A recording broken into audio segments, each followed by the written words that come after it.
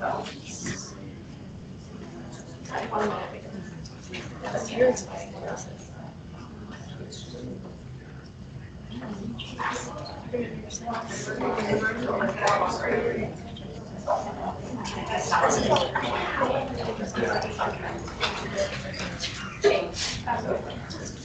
the cookies? Where's the coffee?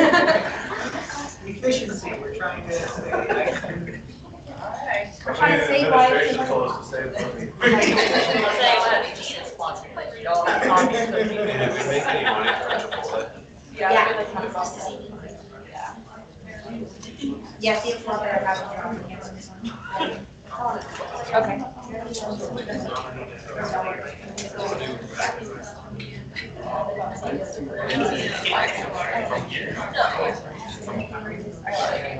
Okay, we're gonna get started. So first, we're gonna introduce ourselves, because you probably don't know us. So my name is Ashley Willis. I'm a junior here. I'm a criminal justice major, but I'm the president of the Forensic Science Club. And then I'm Danielle Lito. I double major in psychology and criminal justice, and I minor in forensics. And then I'm the president of the CJ Club, and then I'm the vice president of the Forensic Science Club. So we are going to let him introduce himself, since he has a lot to talk about. If you did not sign an attendance sheet yet, if you're in Dr. O's class or in another class that's going to give extra credit, there's the sign-in sheet and everything in the back, and I have forms for the extra credit too. So we'll let him take it away. You want me to start? Yep, you go ahead. My name is Jeffrey Rinek. I am a retired FBI agent. I retired in 2006. In 2018, I wrote a book that came out called In the Name of the Children, which I think is one of the reasons we're speaking tonight. I began my FBI career in, my first office was Chicago, where I spent 2 years. And then from there, I went to New York City for 11 years. And then from there, I went to Sacramento. In Chicago, I worked white-collar crime, organized crime, and violent crime. Has anybody there seen the movie Casino? Yeah. Anybody with Robert De Niro? Yeah. Well, I'm not in it. So, but there's a brief scene where they show a bunch of FBI agents listening in to the telephone calls with earmuffs on. We call that being on the muffs, and I was one of those guys. So then in New York, I worked white-collar crime, which actually was violent crime because it was before a lot of electronic transmissions and communications. And we had a lot of, believe it or not, millions of dollars of bearer bonds would be transported in paper bags by messengers on bicycles. And when they would get ripped off, that's interstate transportation of stolen property. So we would work that. And then when I got to Sacramento, we had an interesting thing. My wife and I had our son in 1987. When we got our transfer to Sacramento in 1990, our oldest son, Joe, who was 3.5 years old, became critically ill with a kidney disease. And my wife dealt with it a lot better than I did. She's emotionally stronger. And we came very, very close to losing him, but he ended up surviving. Emotionally, it had an imprint on me because shortly after I got to Sacramento, I was assigned to an abducted child case where a 7-month-old baby had been taken in an armed home invasion. And I worked with the Sacramento Police Department detective. His name is Greg Stewart. And after 4 days of working our departments and my squad together, we rescued the baby. And it was quite a moment. And then after that, as every bureaucracy will do, if you do good with one thing, they'll give you everything. So after that, I got every case that came down the pike involving abducted, murdered, assaulted children. And I didn't know it at the time. I because of the passion I had inside of me from dealing with my son, I excelled at this work. But my wife, Lori, likes to say I suffered a successful career because eventually these cases took their toll on me. and I became emotionally damaged. And so the book that I wrote was written as my wife's request. The effect of these cases on me affected my family, and I try to honor my family, and they asked me to leave behind for them the story of me. And when my wife read it, she thought it might be of value to other law enforcement officers, first responders, investigators of such crimes. And it became a book, and now that book is out. In Sacramento, I was a sniper on the SWAT team. I was the head profiler, criminal profiling. I was the kidnapping coordinator. Trying to think of all the stuff I did. I was in the aviation program. My wife and I got our pilot's licenses, and I flew for the Bureau as a co-pilot. And if any of you there have ever heard of the Unabomb case, I was the Unabomb case agent in 1993 in Sacramento. And then I don't know if any of you have ever heard of the J.C. Lee Dugard case.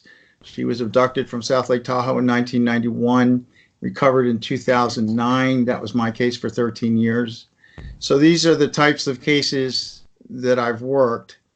In 1999, Sacramento Division experienced a serial homicide case in Yosemite National Park. The first incident was on February 15th, where two girls and a woman went missing, were later found deceased. And then 5 months later, a fourth victim was found deceased. And I'm credited with getting the confession from the serial killer. So that's kind of me. I wasn't sure what kind of format you wanted, but I'm available for anything you want to do. If you'd like, I can share a case with you. One of the cases in the book is the name of the chapter is Michael. Michael was an 8-year-old boy who lived in Yuba City. And if he was good, when he got done with school, he was allowed to go to his grandparents' house, which was a half a block from the school. On April 16th of 1996, Michael went to his grandparents' house, and they weren't home, so he proceeded to walk to his parents' house and never made it. The case was reported in, and at this time we had a fairly new FBI director named Louis Free, who decided that the FBI would bring all our resources to bear in cases of missing children. And so we responded to help Yuba City, and I was the agent. I was not the case agent, but I was given the duties of dealing with the case while the case agent handled the administrative stuff. I worked with the Yuba City Police Department. Michael, it turned out, had been abducted by a preferential sex offender. He had been tortured for 12 hours during the night by the shores of the Feather River. Utility workers searching for him came upon his body the following morning. And because it was a spot that was hard to reach, we were able to secure it. So going down to the scene, it was just myself, the case detective, the coroner, and 3 other FBI employees. And this was a real awakening for me. My dad was an undertaker. I've seen hundreds, if not thousands, of bodies. And I've seen bodies that have died violently. I remember seeing bodies coming back from Vietnam. But I can tell you I was not prepared for what I saw. Michael's body literally had been thrown away like a piece of trash. And the imprint of seeing that, and when we all came upon the scene, it was such an unbelievably unbearable sight that no one really, we didn't know what to do. And I just, out of feeling a need to do something, started giving suggestions about what to do in terms of maneuvering his body and looking for things. Michael had 72 stab wounds on him. The stab wounds were not deep enough to kill. So the purpose of the stab wounds was to torture. And then it's my personal belief from being at the crime scene that Michael was, his throat was cut while he was being sodomized by the offender. As people were responding,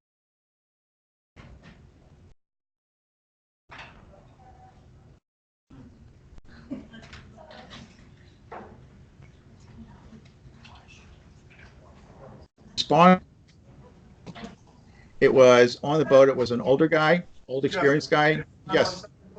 You Yes. froze We for froze like for a minute. a minute, so could you like Oh, come what back a minute? I'm sorry. Where did I leave off? Stabbed 72 times. Yeah. Being stabbed like 72 times. Okay, he was stabbed 72 times, approximately 72 times. The stab wounds were not such that it would have caused death. They were done to inflict torture. It's a sexual sadist thing, which we can talk about if you'd like. But the death blow, in my opinion, from being at the scene was Michael was being sodomized, and the killer cut his throat while he was sodomizing him.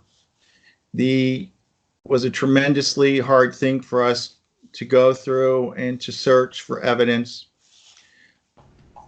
We did not know it at the time, but a third of a mile away, there was a white truck that was located by a river patrol boat. And there was a guy with the white truck, and the white truck apparently had been stuck in the mud. Just to save you the time, that truck, that driver, his name was Robert Rhodes, and he turned out to be the killer. And when this was the first experience I had with a person who you would call a psychopath. So if you're interested in that sort of thing, there's a book named Without Conscience, written by Dr. Robert Hare. I read that book the first time because I wanted to be a better investigator. All of us that go into law enforcement, let's face it, it's fun carrying a gun. It's great having police ID. There's nothing better for getting out of traffic tickets. I have yet to have a traffic ticket. I try and figure out ways to show my ID when I get stopped so I don't get the traffic ticket. But what you realize is way beyond that, there's a responsibility. And that responsibility is to the people you serve. And you learn that the ability of the system, the functionality of the system, the quality of the system rests with you, because for that moment, you are the system. Robert Rhodes was a psychopath. When he was asked if he killed the little boy, his response was to ask where his truck was.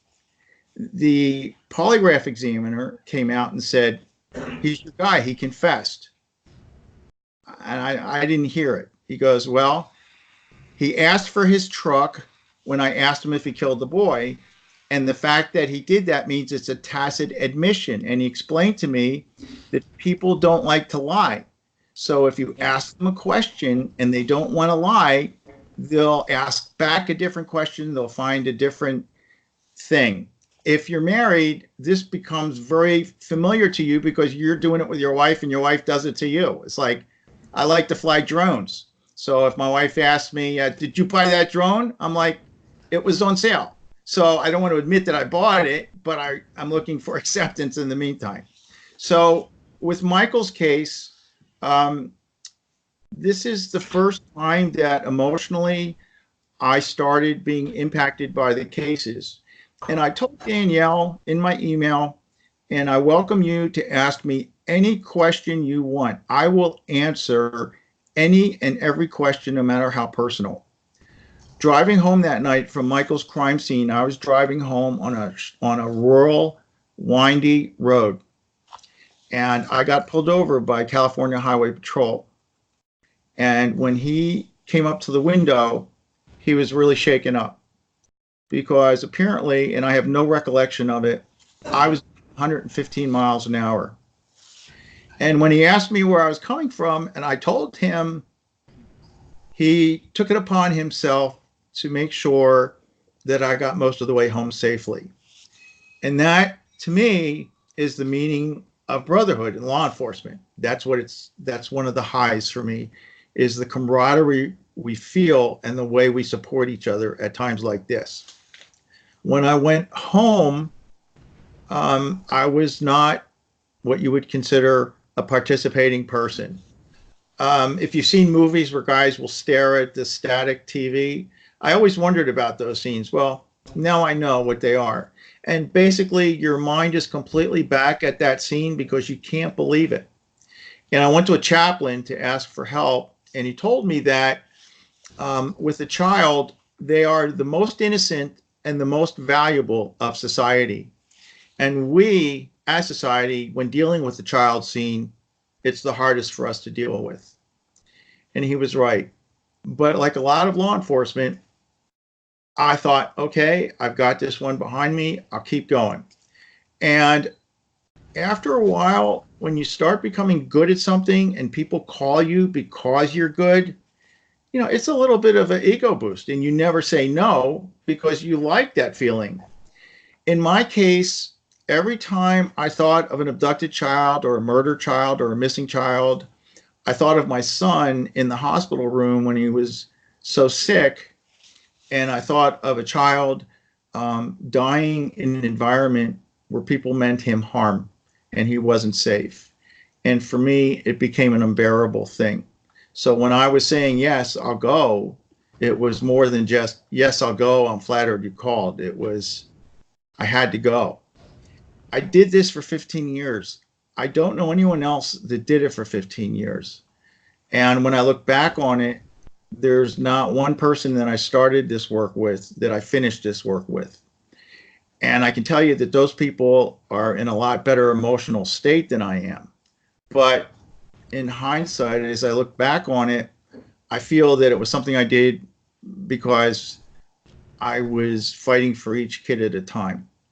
As the new director came into the FBI and he decided we would use our resources to help children, he ordered FBI field office to go back into their files and find every case where a child has not been recovered and to reopen and work the case. So again, from the book, this is a case named Danny. Danny Hohenstein was a 6-year-old boy who disappeared on December 2nd, 1993 or 1992, and he disappeared literally into thin air. His mom, who he disappeared from, said that she hadn't seen him for 20 minutes and called out to him and couldn't find him. And so she called for the local sheriff's department, the Butte County Sheriff's Department. And Butte County, the rural departments out here, they are second to none in their search and rescue capabilities. And they did a complete search. They did everything. And Danny was never seen or heard from again. And the overriding belief was that he had walked into a canyon near his house where he was taken by wildlife and killed, and then consequently he was eaten or whatever. I came into the case about a year after that when it was closed, and I met with the local detective, a guy named Vern Kelch. And Vern and I didn't believe that Danny could disappear in 20 minutes. Can you hold on one second? I got to close the door. There's too much noise coming in.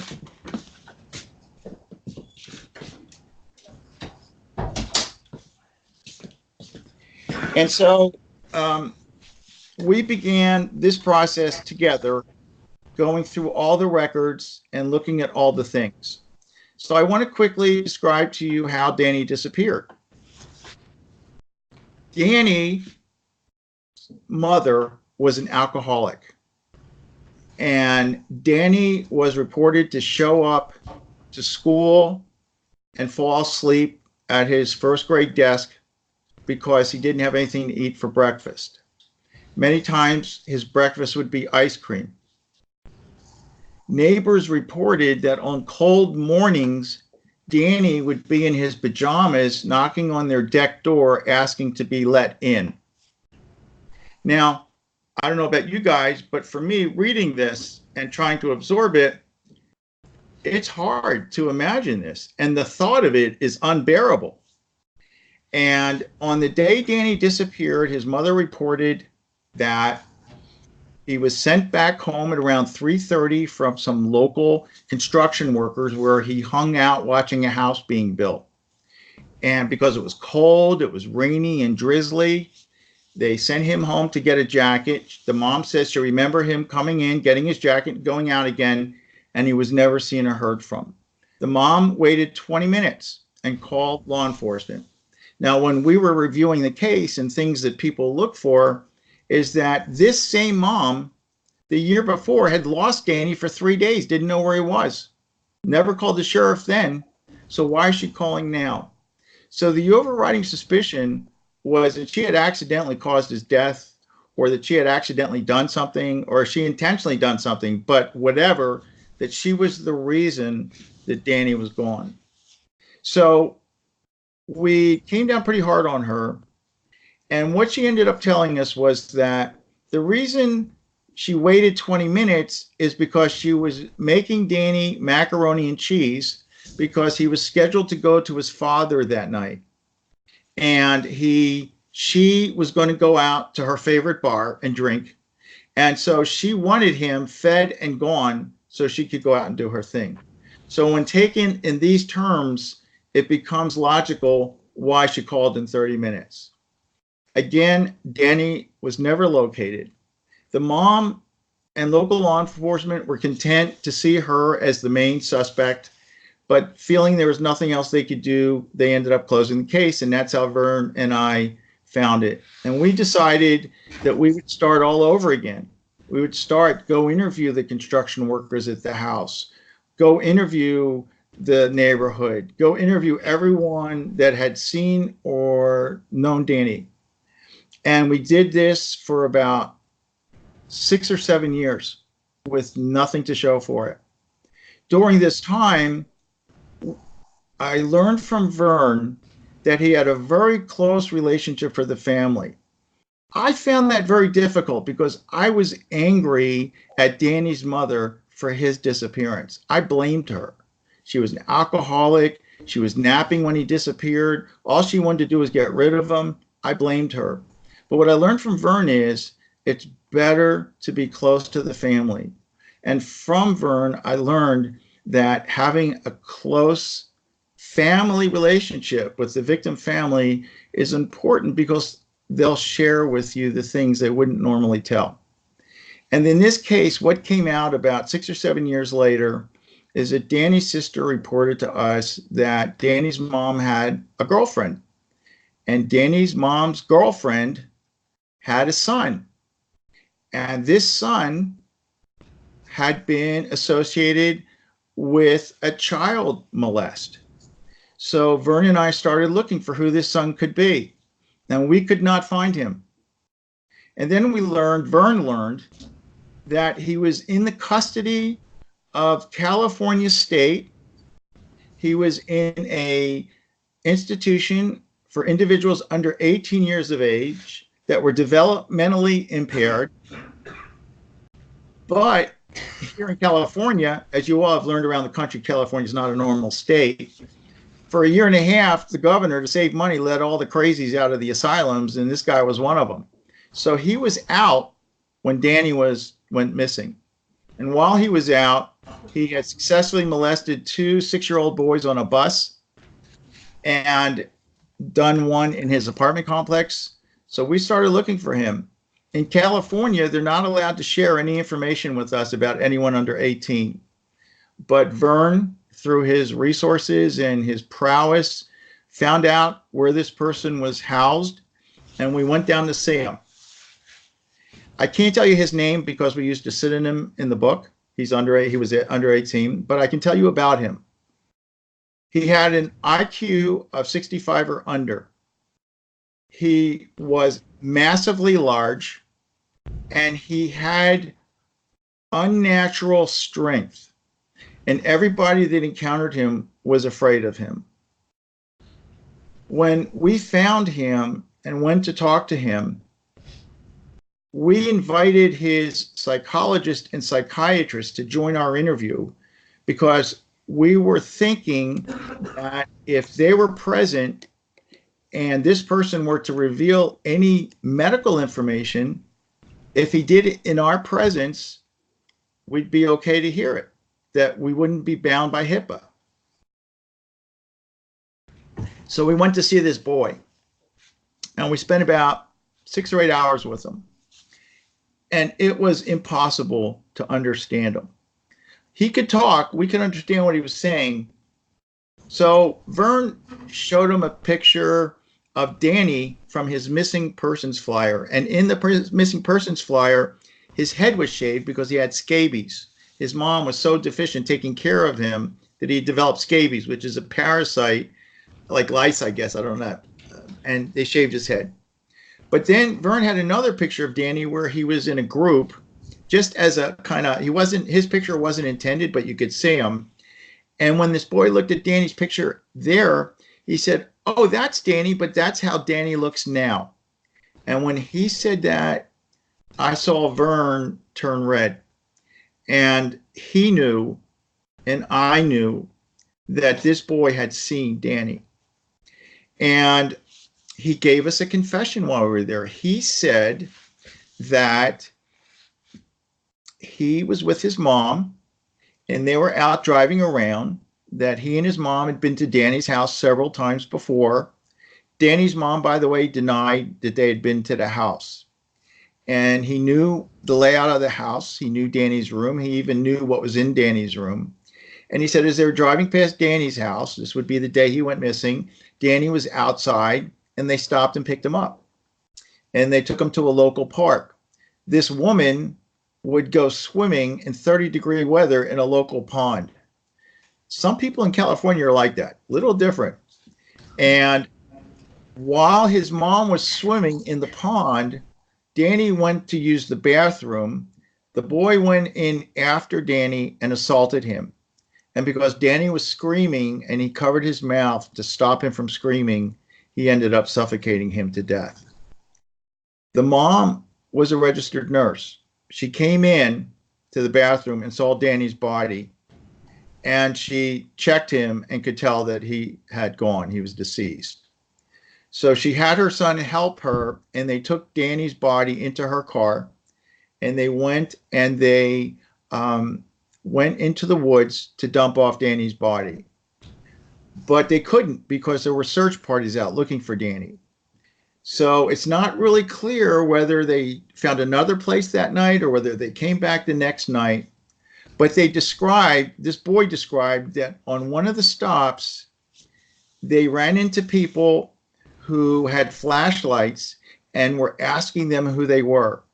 And when Vern and I checked the homicide reports, there had been a 3 or 4 man group of search and rescue workers that had come upon a woman and a boy in a car that drove off. So right away we have confirmation, and that's when you start getting excited. But then the boy that was it. He couldn't take any more. Quite frankly, we couldn't either. I was a lot younger. Vern was a lot older at the time. I wanted to drive right to this woman's house and confront her. And so Vern and I started up on the road, but about 3 a.m, we had to pull over and get some sleep. We hit her the next day. We brought a polygrapher. She failed her polygraph. So I called one of the profilers. His name is Hazelwood. Has anybody there heard of Roy Hazelwood?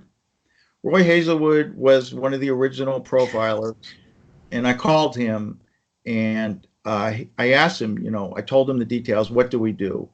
And he said, you have to go back and keep seeing this boy over and over. And after about 9 or 10 times, you can take the consistent parts of what he says and work on that. And that's exactly what happened. After 8 or 9 times visiting him, we had consistencies. And those consistencies enabled us to know the area where they had left Danny. What I'm about to tell you is in the book, but I have this belief, this theory, that sex offenders many times are themselves victims. And in my career, I could judge the age of the preferred victim by looking at the age that the offender was victimized. And I used as my prime example this case, because this boy, when he was first victimized by his mother's boyfriend, was 6 years old. And since he was victimized, he started acting out on all other boys, 6, 7, 8 years old. And as he went through life, even though he grew older and bigger, he still wanted 6 and 7-year-old boys. So we started interviewing the mom a lot.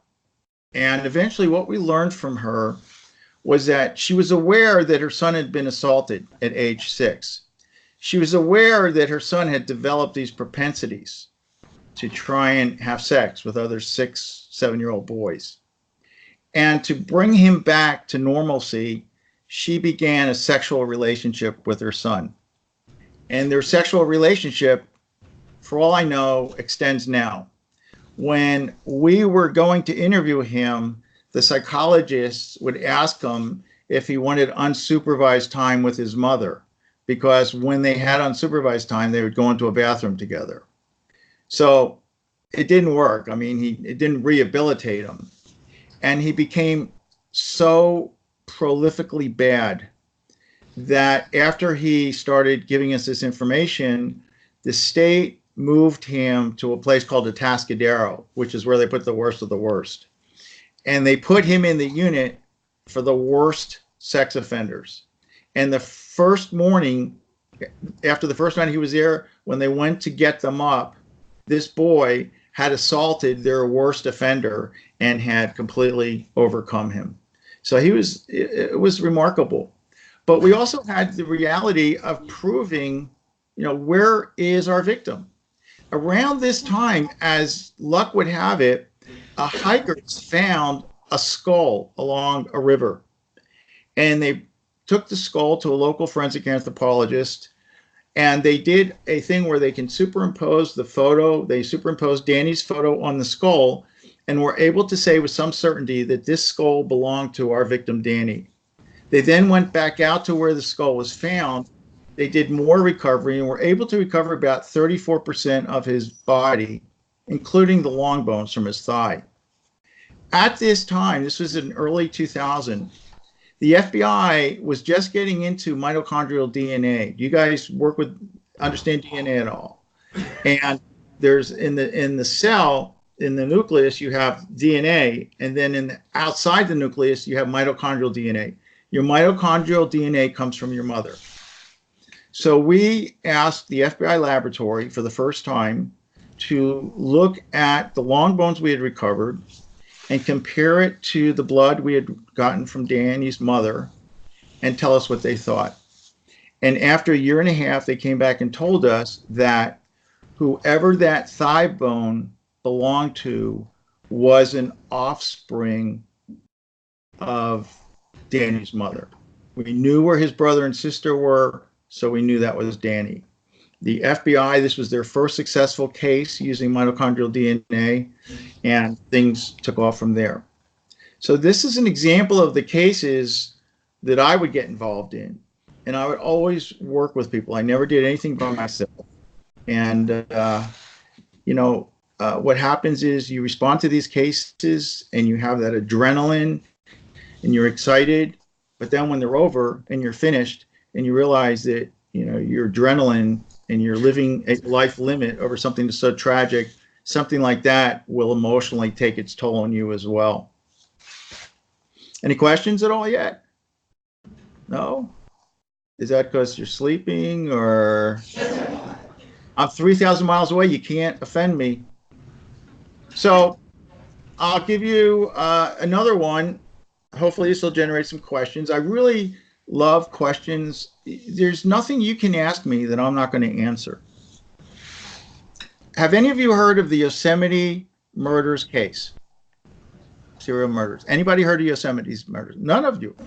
Does anybody there watch ABC 2020? No. It was on ABC 2020. On Monday, CNN is coming out here to do another 2-hour special on the Yosemite case. So since you've never heard of it, this would be a good case for us to talk about. And I welcome you to ask me questions. In February of 1999, there was a mom named Carol Sun, her daughter Julie, and a friend from Argentina named Silvina. They lived in Humboldt County, which is a very northern tip of California. And they were coming down. They flew down to San Francisco Airport. They rented a car. They drove to a school here near Sacramento called University of the Pacific to look at the cheerleading program. After that, they went down to the Yosemite National Park to sightsee. There's a town 7 miles outside the park called El Portal, which in Spanish is the door. So it's a magnificent, beautiful place. It's just absolutely, it's God's earth. They checked in on February 15th. And then when they checked in, they asked for a second room key, so they had to change the locks on the room. So a handyman had to come down and change the locks on the room.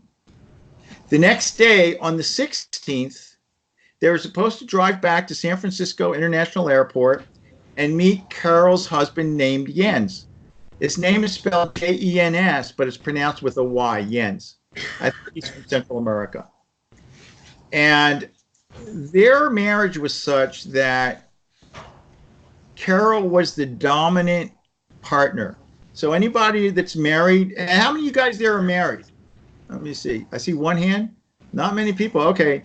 So when I say that we men live under the thumb of our wives, you guys know what I'm talking about.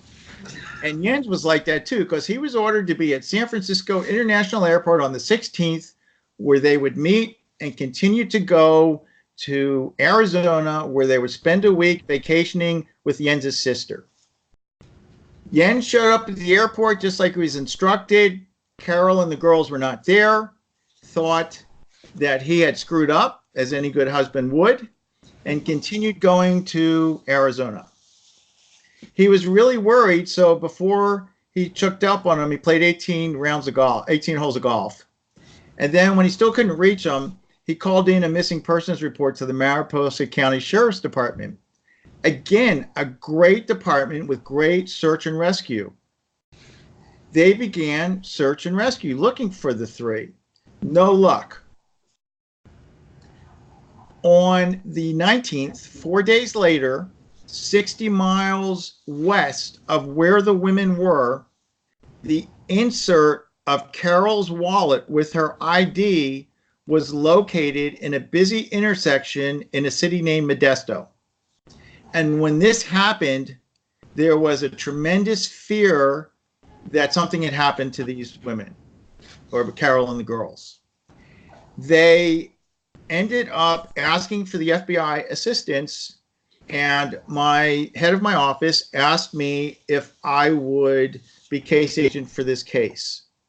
Normally, in Modesto, they have a smaller office there. I'm out of Sacramento. Normally, an agent out of Modesto would handle it, but those guys were tied up on another case. So they asked me to take the case, and I did. And I went down there the following Monday, as I was ordered, and we began trying to do interviews. Now, when you're looking at a missing persons case, I don't know how many of you people have exposed it, but the first place, of course, you start is the last place they were seen, and with the family.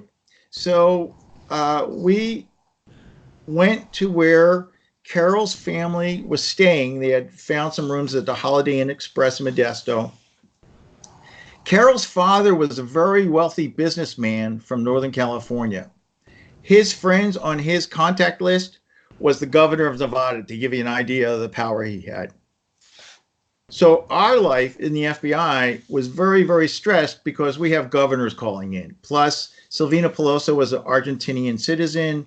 The Argentinian embassy's calling in. There's a lot of people calling in, and there's a lot of stress.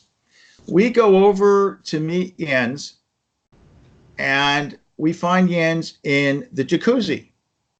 And we say, Jens, FBI, we're here. We'd like to interview you. He said, well, can you come back in a couple hours? I'm in the jacuzzi. We said, no, I don't think so. We'd like to talk to you now. Wouldn't let us in his room to talk to him, so we interviewed him in the lobby of the Holiday Inn Express.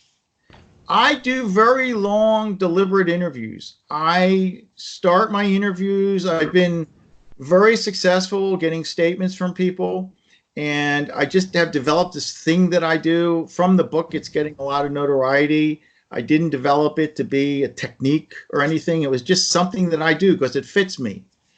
And we sat and basically I start every interview I do out understanding the meaning of truth, number one.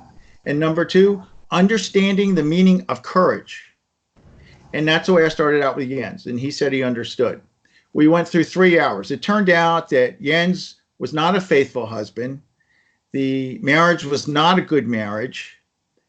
His relationship with his missing daughter was a terrible relationship. And in addition to that, he really didn't care. At the end of every interview I do, because I'm not content that I always get everything, I always ask the person I'm talking to, is there anything I should have asked you? Or is there anything that I didn't cover that I should have covered? And he looked at me and said, yeah, you didn't ask me if I did it. And I said, well, I didn't really know this was a crime, but if it'll make you feel better, we can polygraph you tomorrow. And did you do it? He said, no. I said, okay, good for me. The next day we polygraphed. And he passed his polygraph. Now, let me tell you why that bothers me. I'm sure everybody sitting there has a family member. And if your family member were to go missing, you would be upset. And if you were a parent and your child were missing, you feel responsibility. So when you see the news and they're reporting that the parents failed the polygraph and everybody's like, ooh, they did it. Not really. If I get a parent that passes the polygraph, I'm really concerned. Because 60% of the time when a person fails the polygraph, they're not going to be the person you're looking for. They're going to have another issue that's bothering them that interferes. Polygraph measures our bodily function. So it measures the sweat, your pulse, your breathing. So what this means is if the person passes a polygraph, it means that they're being asked these very sensitive, emotional questions very blandly, and you're not reacting at all. So when Jens was asked about the disappearance of his daughter and his wife, he had no reaction at all. He passed the polygraph. 9 times out of 10, when a person passes the polygraph, they're not going to be the person you're looking for. And in Jens's case, I never write somebody off. I just lowered his precedence, his priority. After Jens, we go back to the room and we want to talk to the handyman who changed the locks on the room. Turns out there's a guy who changed the locks on the room. We interview him. His name was, I don't have it in front of me, but he had 2 daughters. And his 2 daughters were both victims of child molest. And the person who molested his daughters was his brother. And he was on very close personal terms with his brother. So that gave us a very uncomfortable feeling about the handyman who changed the locks. And then we polygraphed him. He passed his polygraph. So I lower him. The next guy we go to is another handyman. And his name is Billy Joe Strange. And his girlfriend's name is the widow Betty Buckermore. And we pulled up the death report of the widow's husband. And what we see is that her husband was sitting home in his cabin one day and decided he was going to kill himself. So he took a scissors and he stabbed himself numerous times in the small of his back. Think about that. Stabbing himself many times in the small of his back, which failed. And because he was still alive, he then drug himself out to the local creek and he drowned himself in 3 inches of water. This is how his death report was written, and it was considered to be a suicide. We weren't real happy with that, but when you're in someone else's house, it's not good to judge the furniture. So we just kept going down. And Billy Joe Strange had all of this he had all of this stuff that had brown on it. We didn't know what it was. So he did what's called a presumptive blood test. It's a test that looks for blood. It reacts with the oxygen in the blood. And everything he had tested positively for blood. And so Billy Joe Strange became our main guy for about 2 days. And he failed his polygraph. But the lesson we learned is that rust has oxygen. And what we thought was blood was really rust. So the case proceeds on. Now it's getting national news. Now it's getting inquiries from the governor of Nevada, from the governor of California. My boss is seeing this case as his vehicle for glory and fame and to write his ticket for the rest of his life. So I am slowly being forced out of the case. On March 19th, we get a call from CHP that a person brought in a license plate which happened to belong to the missing rental car for Carol and the girls. The car was 80 miles north of where they went missing. And the car was in a tremendous fire. Thousands of degrees of heat. The paint slid off the car in sheets. The tires melted. The wheels melted. Everything melted. The day after, when we went to do the car, they found 2 skeletons in the trunk. So 2 of our 3 women were in the trunk. Now, when you work homicides, you know you're going to be dealing with deceased. But when you actually come upon them, you're actually dealing with them. For me, at least, it's still a shock to the system. And what really comes out is that we've got 2, we've got 1 outstanding. So we literally go berserk looking for the 3rd one. About a week later, our office in Modesto gets a letter with a map, and the letter says, "We had fun with this one." And they followed the map with a cadaver dog. The FBI was just starting up a cadaver dog program. And within 10 seconds of being at the map, the dog located the deceased body of Julie. So now all 3 are dead. Around this time, a lead comes in about these guys in Modesto that live their lives pillaging, doing identification theft. That's how they support themselves. They're suspected in at least 1 homicide.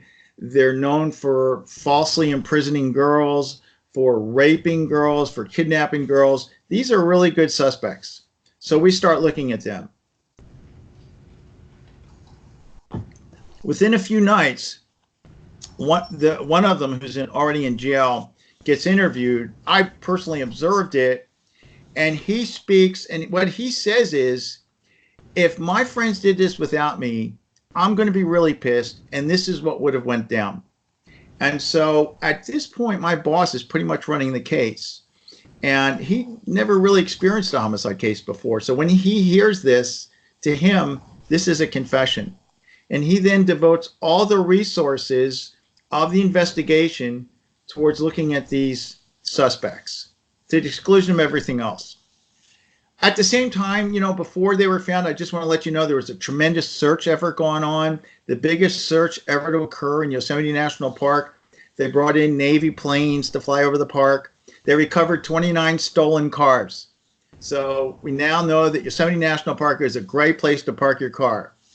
And so around this time, when my boss is sort of taking over, there's kind of a diversion in the case, because he believes that where the car was found, 80 miles north of the motel they were staying at, is where the deaths occurred. And I believe, along with the evidence head, that whatever happened to them happened at the lodge. And one of the reasons we believe that is because when Carol's stomach, which survived the fire, was examined, it was sent to the Smithsonian to be examined, they found the ingredients in her stomach for a veggie burrito, which matched the meal they had at the lodge the last night they were seen. So our boss felt that because that she had that meal there, and that being in 80 miles away would not be a big deal. To the evidence guy and myself, having that meal there meant that whatever they were digesting would have been out of their stomach in a couple hours, 2 to 3 hours. So if there was still stuff in the stomach, it was our belief that whatever she ate within a couple hours of being killed. Our boss explained to us that we were wrong. We didn't know, because he said that one time he ate a cob of corn and he was shitting the corn out for 2 days later. So we said, all right, okie dokie. Eventually, those of us that didn't agree with him were kind of pushed out, and he took over. What he did when he took over, which was really bad, was he went to the national media. He was on CNN, Larry King, saying, we've got these guys in custody for other matters, but they're the ones. He told everybody. He was on national news. He was on local news. They had articles printed in the paper. And this is what he was telling everyone. Around this time, for me, I had had enough. I didn't want to do it anymore. And I just kind of started sticking around the house. I write more in the book, but I don't want to waste your time or sound like I'm complaining. So I'm leaving a lot of that stuff out. And right around this time, we had a terrible accident in our family. We've always had a lot of dogs, and our dogs got out one morning, and 2 of the dogs were hit by a truck. One of them was killed. The other was a Great Dane. And I got these 911. It was when we had pagers. I got 911 from my wife. And so I turned around, I headed back. When I saw my family standing there crying, I decided I wasn't going to go back to Yosemite anymore. And I didn't. So fast forward now 5 months. In July 21st, a 4th woman goes missing. And she goes missing from within 10 miles of the Cedar Lodge. And when they responded to this new event, my boss, who had been on the news telling everybody, he also went on the news. The first thing he did was go on the news and explain to the news that the first 3 and the 4th were unrelated and had nothing to do with each other. And he then started up dealing with the 4th. Of course, he was dealing with it himself because of the attention coming in because of the first 3. Within a couple days, they had developed a guy named Cary Stayner as a suspect.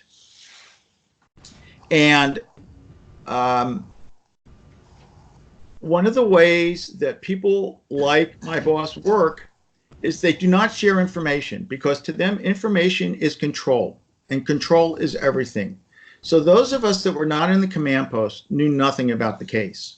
I was at home, and on Saturday, the 24th of July morning, I got a call to go pick up this guy at a local nudist colony. His name was Cary Stayner.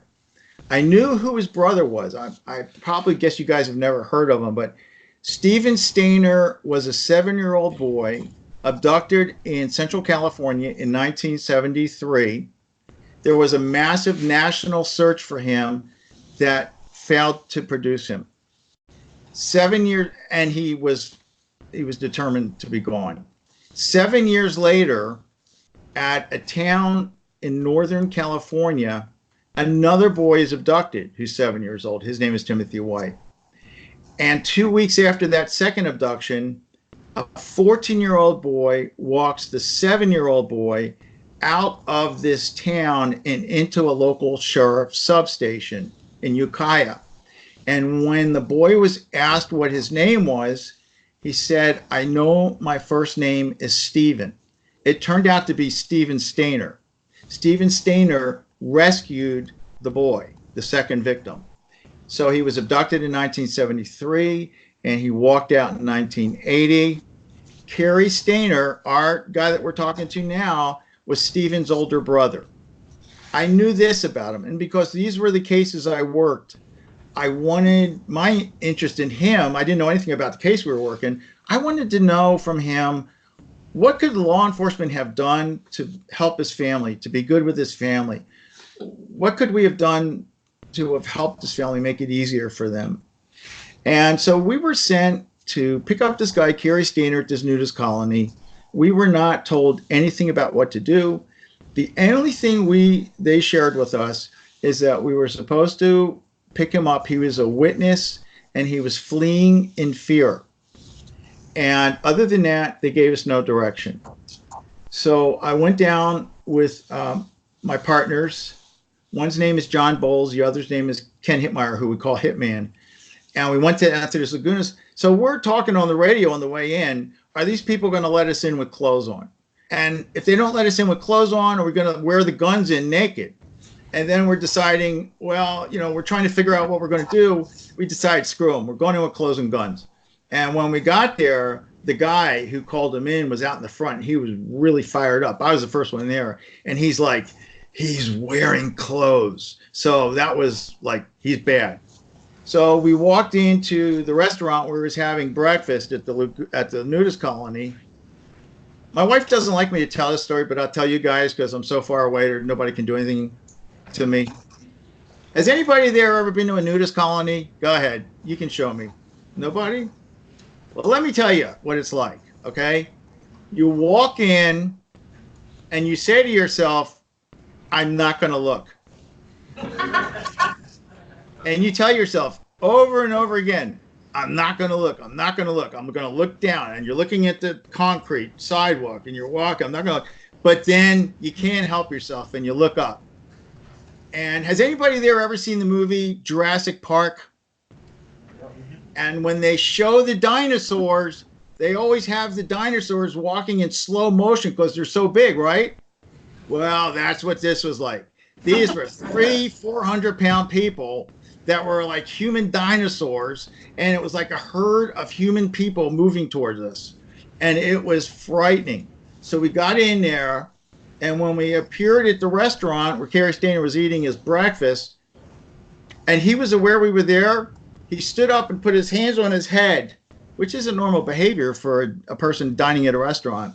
And so we didn't take him into custody because we had no reason to take him into custody.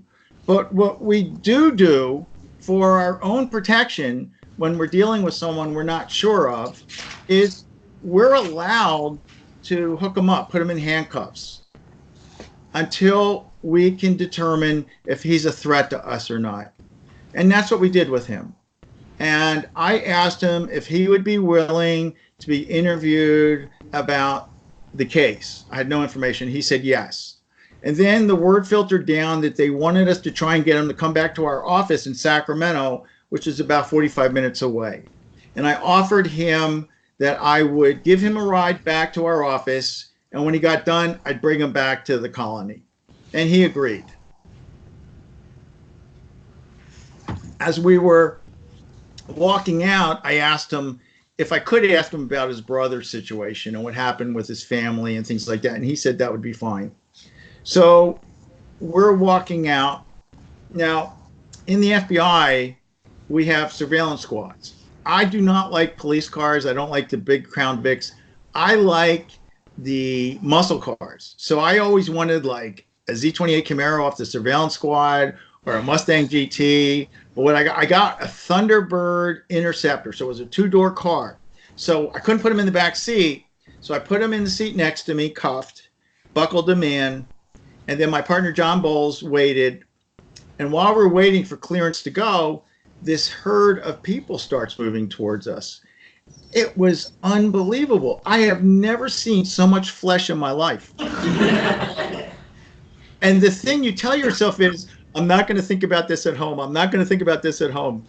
And finally, we got the clearance to go.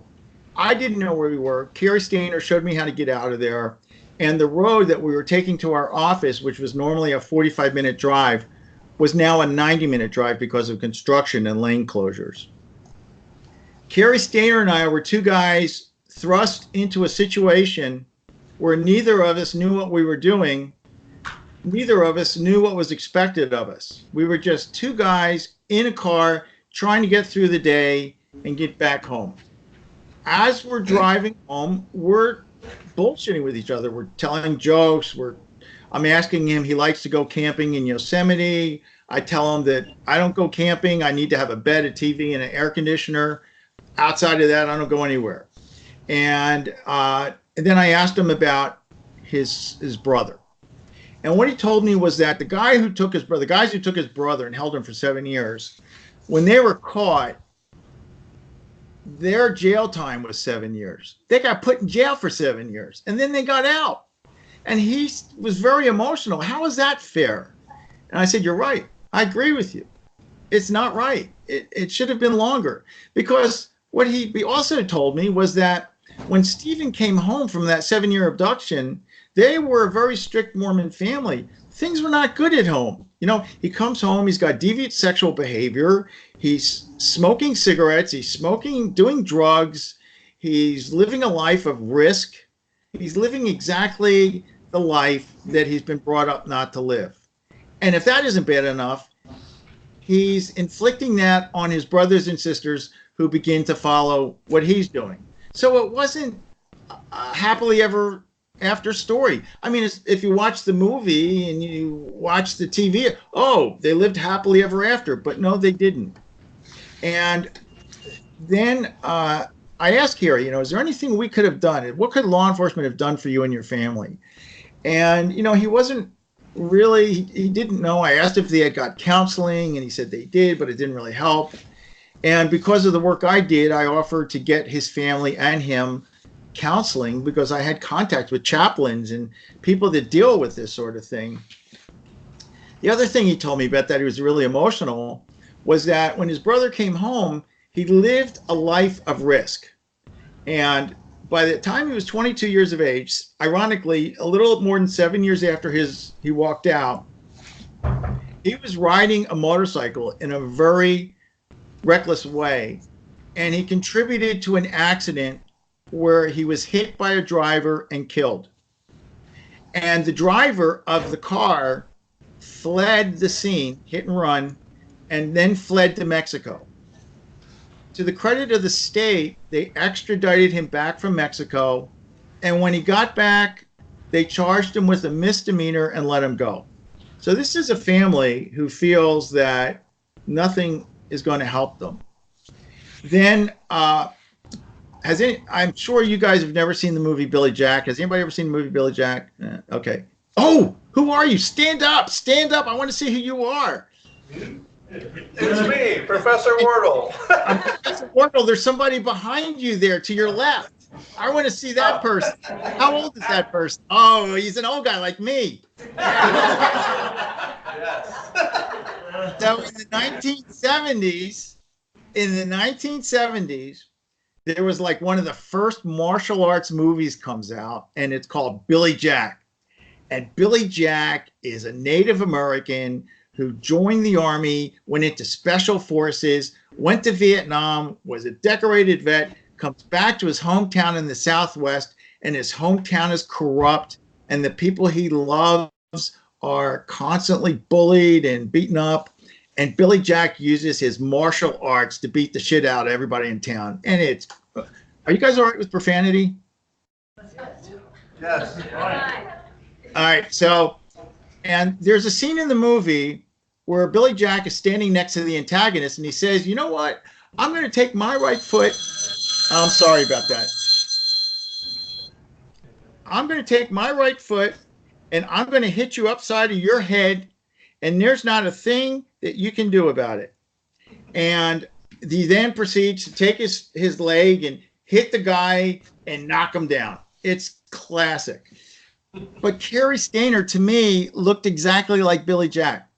And I kept asking him, did you ever see Billy Jack? Do you ever see Billy Jack? Just like I asked you guys. Nah, I never saw Billy Jack.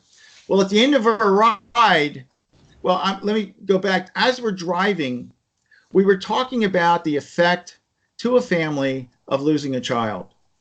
And we discussed how that wound will never go away. The best that can happen is to have a scar. And the scar will always remind you of what happened and hopefully not be as much a part of your life. And so we talked about the concept of closure. And we're driving. We get to the FBI, and in the FBI impound lot, we have to put in a code to get through the gate. As I'm putting in the code, getting through the gate, he recites to me verbatim the line out of Billy Jack and starts laughing. So he had seen it, and he was dicking around with me, which everybody dicks around with me, so I expected it. Then we parked in the impound, and my partner John Bowles and I walked him in the FBI office. There's usually an exterior part of the office. It's not secured. So we walked him to the unsecured part of the office. We took off his handcuffs, showed him that he was free to go, not under arrest, and just asked him to wait for us. And if he wanted to go home, we'd take him home. My boss was there when we went in and asked for direction. And my boss said that he's a witness fleeing in fear. And my boss thought about interviewing himself, which is not unusual, and then decided he had a press conference in Yosemite and he was going to head down to do that, and left us there to interview him, which we had so in law enforcement, if you don't know what to interview someone about, you call in a polygraph examiner, because as part of the polygraph test, they've got to do an interview. So we called in our polygraph examiner, a guy named Harry Sweeney. And because we had taken him from breakfast, I ordered pizzas through the night desk. So it's 8 a.m, but I'm ordering out pizzas. And then we basically spent the next half hour stalling him until the polygraph guy comes. Ironically, the polygrapher and the pizza arrive at the same time. And my partner, John Bowles, say to him, well, the polygrapher's here, the pizza's here, what do you want to do first? He said, well, let's skip the polygraph. I want to talk to Jeff alone.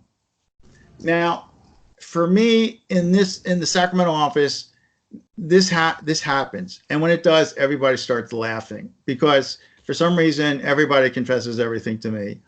And this was another instance of it. So because my boss had left to go to the press conference, the person in charge of the office was my friend Ken Hitman. So I went out to tell Hitman he wanted to see me alone. So Hitman rolls his eyes and he's like, what's he want? Like, I don't know. So I walked into the interview room where he was unsecured. When I walked in, he's sitting there in a chair. He's looking in the corner of the room. And I said, what's up? He said, you know, Jeff, I've done some really, really bad things. Sometimes I feel as if there could be world peace, and sometimes I feel as if I can kill everyone in the world. And I said, Kerry, you know, good people do bad things all the time. It doesn't mean they're a bad person. It just means we got to figure out what's going on so we can try and determine what the issue is.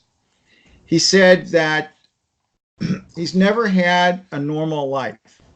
And then he says, I've never told anybody before, but when I was 12 years old, I was molested.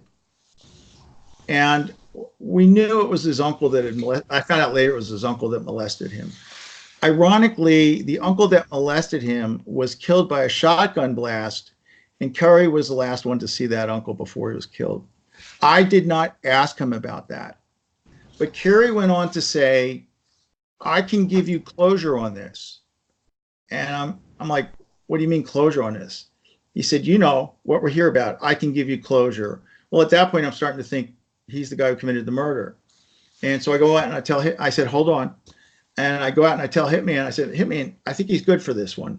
But there's more. Well, Hitman said, go find out. So contrary to what you see on TV, you know, no one is in control at these times. No one knows what they're doing. What's going through my mind is, God, don't let me screw this up. Don't let me let the people I work with down. And you work really hard to try and think of everything you can do not to screw it up. And so I went back in, and when I went back in, I said, Kerry, okay, you're good for this one. What do you mean by more? He says, you know, more. And I'm thinking he means his uncle, but I didn't want to say that. So I said, Kerry, what do you mean? He goes, you know, more. I said, one more than one more? He says, you know, as if I should know. And I looked at him, I said, are you talking about the 3 women from Yosemite? And he nods. And I said, you know, my boss says that's solved. I mean, there's a lot of pretenders to the throne. I don't know that you're going to be the one. He goes, there's something I want first. All right, what do you want? Well, I know that you work crimes against children. and I know that you have pictures of children and you have videos of children, and I want to see them. If you show them to me, I'll tell you anything you want to know. And I said, Carrie, I do not have the authority to do that, but I will go out and pass that along.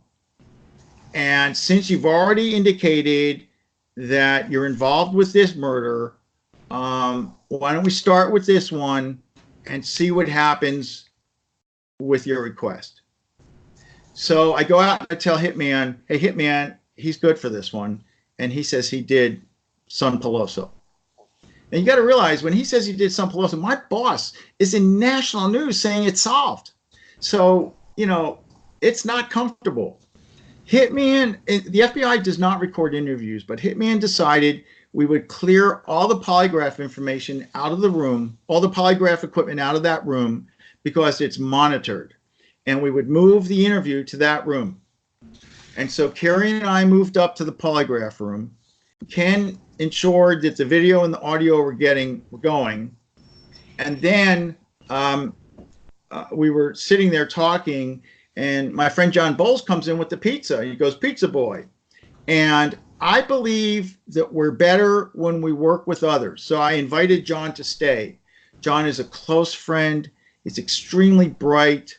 I feel comfortable with him. I feel like we're good companions. And so I invited him to stay in the room with me, and he did. And so the three of us sit there, we're starting to eat pizza. And he starts off saying, this is going to be my last meal as a free man. And I'm like, yeah, don't jump to conclusions. Let's see what we got first, you know, that kind of thing. And then as we're finishing up the pizza, he says, there's something else I want. And I go, what's that? And he says, well, I know there's a $250,000 reward for solving the Son Peloso case, and I want that to go to my family because you're going to solve it because of me. And I know there's a new federal prison being built near where my family lives, and since the naturalist was killed in the park, and that qualifies me for federal, I want to be in that prison. And, you know, I looked at him and I said, you know, Carrie, you said one thing. Now you're saying two more things for a total of three. And if we keep changing your request, they're going to look at us like you control us and we're idiots. So I'm going to give you this one opportunity because I'm not going to do what you're asking me to do. You pick the one thing you want and I'll represent that's what you want. One thing. And that's what I'll represent you want. And that's what we'll work on getting for you. What is it that you want? Anybody want to venture a guess? Child pornography. He was willing to sacrifice his life to see child pornography. And when I talk to groups around the country and other police departments and law enforcement agencies, I keep saying we need to consider that. When we look at these child pornographers online, they all have the same dream goal, and that's to have it in person. So I went out and I repeated his request again. We came back in and we started up. Now, I got to tell you how I do my interviews. Have you all heard about the read technique since you're in school learning about this sort of stuff? Do you all know about the read technique? No? Professor Wardle, do you teach the read technique there? No, not in any of my classes. Okay. The read technique, just so you have something to base it off of, is what you see on TV. It's based on breaking down the interview subject. You put him in an interview room by himself or herself. You isolate them. You make them feel that they're alone and have nothing. Then you go in. You tell them that you already know everything. There's nothing they can tell you that you don't already know, but that you're here to help them get through this. And if you try and they try, you can get through this. Has anybody seen the Netflix show, Making of a Murderer?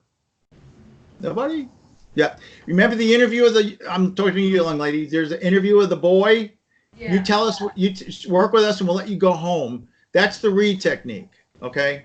I don't believe in the read technique because I believe that everybody has value. And I think if you acknowledge their value and concentrate on their value, that's the best thing to do. Now, what I believe in will never work with a person who's a psychopath, who doesn't feel emotion. But so what I do with people is I concentrate on their value. So with Carrie Stainer, we always start out with the first part of it is give me the rundown, give me a narrative of what you did, of what happened. And then I let him talk and describe it to me. And basically he does. I'm going to walk you through what he did. And I'm going to warn you that it's very hard. So before I start, I want you all to know if you want to step out. And then after we go through that narrative he gives me, I use that narrative as my outline. And we go back again. And this time, I want him to describe to me everything he sees, everything he hears, everything he smells, everything he touches. I want him to tell me everything that he perceived in committing this crime. And then when we finish that part, we go back again. And this time I want him to tell me everything he observed the victim experienced. What did the victim exclaim pain over? How did the victim smell with this? Believe it or not, in a blood crime, there's a terrible copper smell. You know, I usually can tell that if they're describing that to me, that they really did bring the blood out. And so we go through what the victim experienced. And each time they go through from a different perspective, you're getting something different. You're getting something new. And then a third time we'll go through, and this time I'm standing in the room, and I want to know what I would see if I were watching you doing what you were doing. And we go through it again a third time. When we do all of that, chances are we've got most of it or a lot of it covered. Don't ever believe you're going to get everything. You're never going to get everything. Either because they're holding something back for themselves or they physically, mentally just can't remember. And then the final thing I like to do is I want you to write a letter of apology to the victim. I want you to write a letter of apology to her. Tell her that you're sorry. And their willingness to write that letter tells me how they feel about the crime they committed. In Carrie Stainer's case, he refused to write a letter to all the victims except for one. So this is a guy who wasn't too concerned about what the victims thought of him. Now, for those of us that work homicides, when we're working a homicide, especially with a child, and you're looking at a possible suspect, and I know I've talked to my friends about this, we're looking at that suspect's face and we're thinking to ourselves, that's the last thing the victim saw. And you're just like envisioning that and thinking how it makes you feel. You're going to meet people on the job that are like devoid of emotion. You know, the facts, only the facts, nothing. I'm the opposite of that. I believe in emotion. I believe in passion. I befriend victims, families. I've solved cases because victims' families will share things with me that they didn't want to tell anybody. And you know what? And if none of that works for you, it's because I care. Really. In the book, if you read the book, there's a chapter titled The 22. That was the first time I had live victims. And I didn't even think about it at the time. They're alive. I get to see them, but I also see the damage that was done to them day in and day out. It's a tough thing. So after we write the letter of apology, then we went on to the second, to Son Peloso. Now, I'm going to tell the story of what he did to Joey Armstrong. So if anybody does want to hear this, it's a good time to step out. All right? Joey Armstrong was a naturalist that lived in Yosemite. She lived in a little cabin in a meadow, and the meadow, the name of her cabin was called the Little Cabin in the Meadow. That was her address.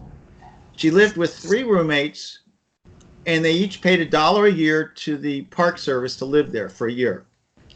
It was a scenic, it's just magnificent. And Joey was the vision of life. Her job at Yosemite was to teach children the beauty and the wonder of Yosemite. and she loved it, and they loved her. On the week she would, hold on one second. On the week that she disappeared, she was supposed to go meet her friends in the Central Coast of California, and she didn't show up. So they called in. And what I'm telling you now, I'm telling you, this is what Carrie Stainer told me. For the first, well, it's been 20 years. For at least 10 years, I didn't know anything about the case other than what Carrie Stainer told me. And I'm not going to bore you with the reasons for that. But this is what Carrie told me. Carrie is up in the area of this shack. He believes that he has seen Bigfoot there, and he's up there looking around. And while he's up there looking around, he accurately describes there's a white Toyota pickup parked in front of the cabin, and there's a washed out bridge in front of the cabin, which is all correct. And he said while he's out there hiking and looking, he sees this blonde-haired girl loading things in and out of her truck. And he thinks she's cute. Now, he doesn't want you to think that he's thinking about what he's about to do. So he'll say, oh, I noticed her and I noticed she was cute. And then what he did for me was I decided I was going to do research. What he calls research, you and I call stalking. Now, these guys who do these crimes will usually put together, they'll plan for them. This is not something they do on the spur of the moment, because he's got a backpack in his truck. And in his backpack is a knife, duct tape, a 22 caliber revolver, all the things he needs to abduct, sexually assault, and murder a victim. And he goes to his truck, he gets his backpack, he approaches her at the house, and when she turns her back to him, he pulls the gun on her. She takes her back into one of the back bedrooms, and it proceeds to try and tape her up with duct tape. But she's fighting so hard that he almost lost control of her. It's all he can do to keep control of her. And I see this as a love of life. And eventually he does get control of her. He walks her out past her truck and walks her to his truck. He's driving I think it's called an International Scout. And then he starts driving out. Well, she is so in shape. She's so strong. She's so committed to life that she literally launches herself from the back seat of his truck out through his open passenger window, hits the ground, gets up running. He described that he patiently puts his car in park, he gets out, and he proceeds to chase her down. And when he chases her, he literally cannot get control of her. She's fighting him, and she's too much for him. And he said he had a knife in his back pocket, and he pulled the knife out, and he cut her throat. But it was an ineffective cut, he said. It didn't kill her. She was still fighting, and so he went back again, and this time he said he did it again. And this time he knew he was successful because he described being able to see her windpipe. And he held her while she died. After she died, he went up and got his truck, which was idling in park, and parked it. Came back down, took her body and drug it to a local stream. And he said he doesn't know what got into him, but at the local stream, he decapitated her. He cut her head off. And I asked him, why'd you do that? He said, well, it was like a job. I just was into it. I needed to do it. I needed to finish it through. And I said, Carrie, I'm an FBI agent, but if they didn't pay me to be an FBI agent, I wouldn't be an FBI agent. I need that money. I get a benefit from that. You got a benefit from cutting her head off. I want to know what that benefit was. And so he couldn't enumerate what it was. It's my personal opinion that he had total control over her, and this was a way of demonstrating to himself the absolute control he had over her. After he cut her head off, he took her torso and stuffed it in the weeds by a creek and covered them up with the weeds. And then he took her severed head and he took it to the creek and he cleaned it. He groomed her. He combed her hair. He washed the blood off her face. And he sat there with her head. Now, what he did with the head, I don't know. I don't want to believe he did what a lot of people want to believe he did. But nevertheless, that time he had with her head was a very special time for him, and he considered keeping it. But he realized he couldn't, so he placed her head back in the creek and posed it as if it were lifelike, as if she was sleeping under the surface of the water. And then he left. In this case, people like to know, why he talked to me. The night after she disappeared, when they identified him as a suspect, he was picked up and he had some dope on him. So they locked him up in the jail, the county jail, and let him out by accident. But that night that he got picked up, he was interrogated for 5 hours by a Park Service agent and an FBI agent, and he didn't give anything up. That was Thursday night. It was the next Saturday morning that he started telling me what happened. Now, then we come to the point where he's told us what happened to Joey. What about Carol and the girl? So I get word that they're not going to let him see child pornography. And that's a good decision. I believe in it because it's not right to commit a crime to solve a crime. So I'm thinking we're not going to finish this today. But I went back in and I sat down with him and I said, Carrie, they're not going to let you see what you want to see. And I agree with them. It's not right to commit a crime, which we'd be doing, to solve a crime. And it would be seen as if we were extorting you. We were coercing you into confessing. And this is something you have to do on your own free will. And I went through this thing. I said, you look better to me. I can see that you feel better talking about it. He had been crying during some of the confession. I said, one thing you've never asked for, but I'm going to do regardless, is someone's got to go down and prepare your family. You lost your brother, and now they're going to lose their second and only remaining son. And if they read about that on the news or hear it on the news, what's that going to do to them? So I said, even though you're not asking for it, I'm still going to do it. That's not negotiable for me because it's family.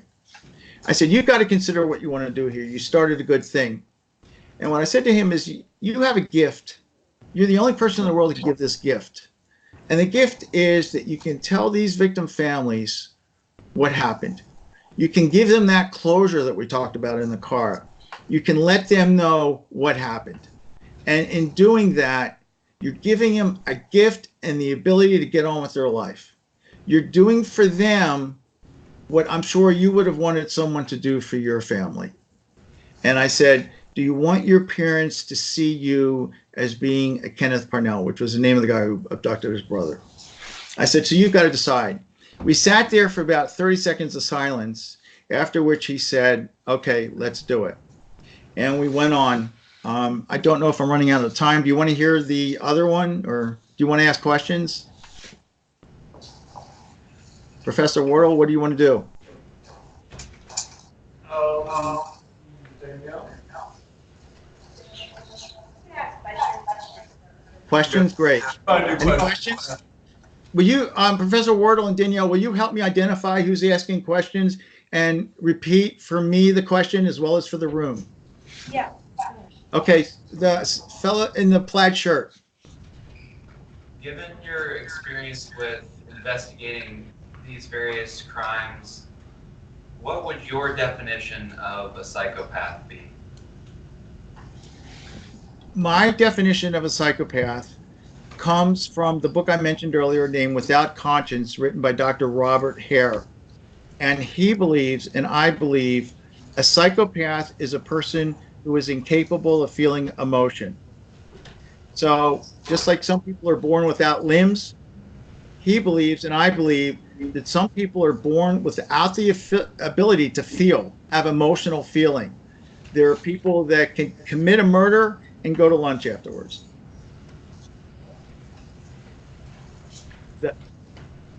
Thank you. Anybody else? Questions? Nothing? What kind of special training has he had? What kind kind of training have you had? I wanted to be an FBI agent all my life. I spent my whole life wanting to be an FBI agent. I was born and I have cerebral palsy. I never thought the FBI was something that would be there in my future. I spent my life trying to bring my body to a level where the FBI would not notice what was wrong with me. And so when my first training was 4 months of new agents class, which started June 28th, 1978, or I'm sorry, June 26th. And for those 4 months, we're taught federal laws. We're taught the court procedure, the grand jury procedure. We're taught self-defense. We're also taught how to shoot. And then after that, once you get out in the field and you start working cases, you come back for continuous training.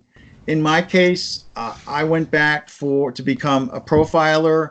After the success I was having with these cases, the profilers recruited me, wanted me to come back to their unit. And I didn't want to do that because I like being on the street. But I did go back there for all the training they had to offer. And then I also went back for training in violent crime. I attended sniper school, which I loved.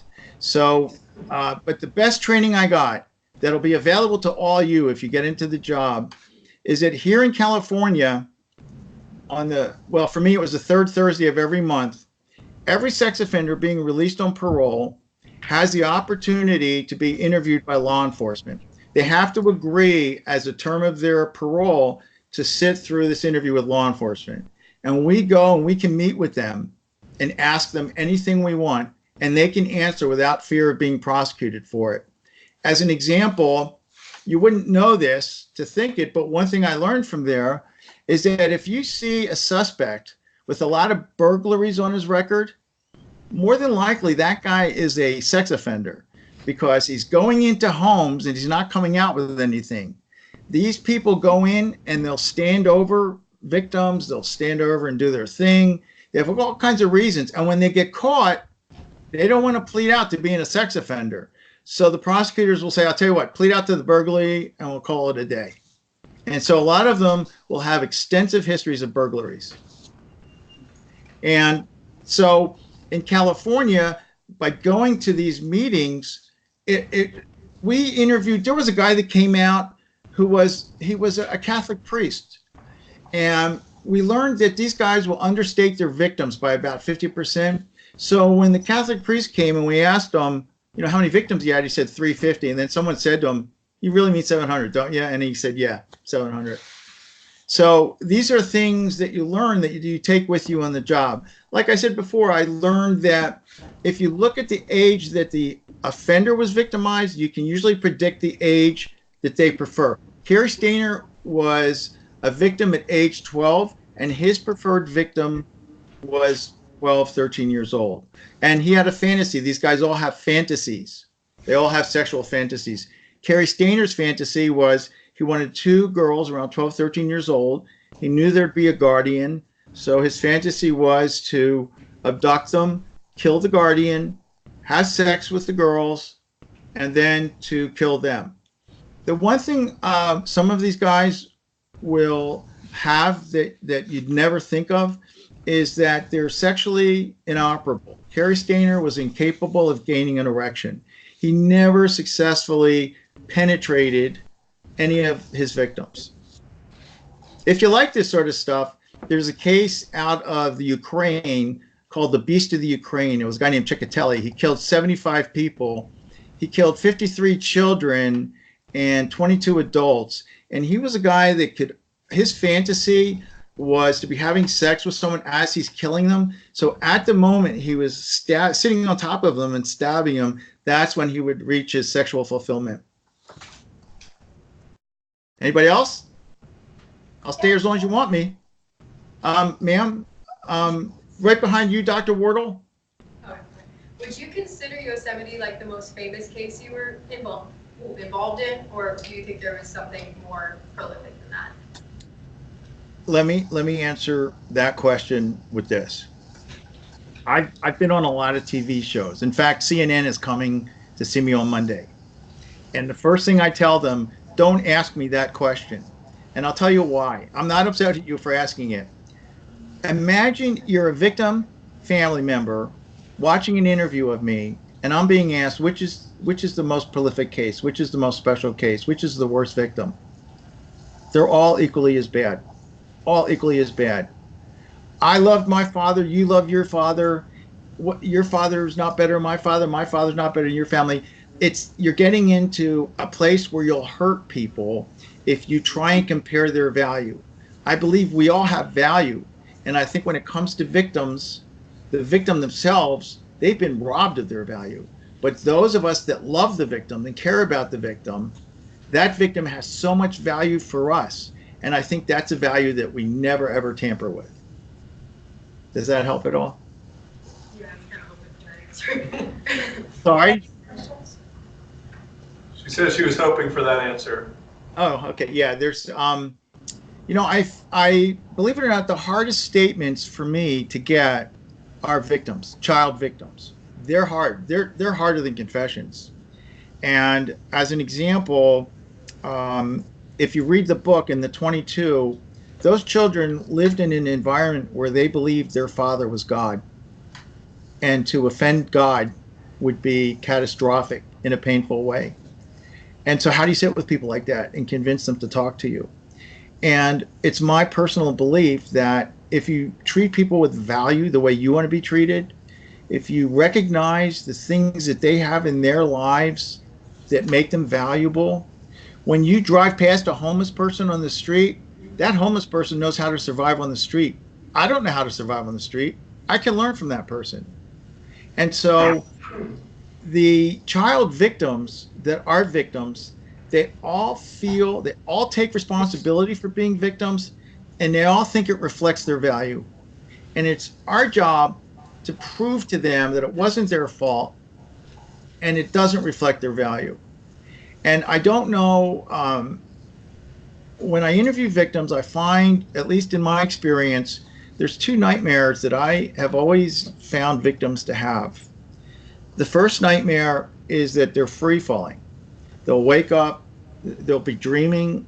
Their nightmare will be that they're just falling and falling and falling with no end. And the second one is that they can't move. They have no ability to move. Not that they're bound, not anything, they just can't move. And what happens when I do interviews of children that I think have been harmed, I'll ask them if they have those nightmares. And by the second one, they're crying because they do.